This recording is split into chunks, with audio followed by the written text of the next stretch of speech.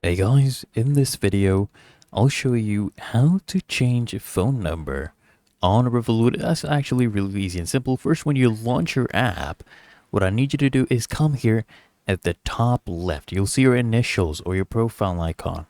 Okay, go ahead and click on this. You will be on this page, right? And what I need you to do is come here and click on account. Okay, go ahead and click on account. And then I want you to come here and click on personal details right here at the very top. And you can actually change a lot of things here, name, rev tag, residential address, a lot of different things. But what we're interested in is phone number.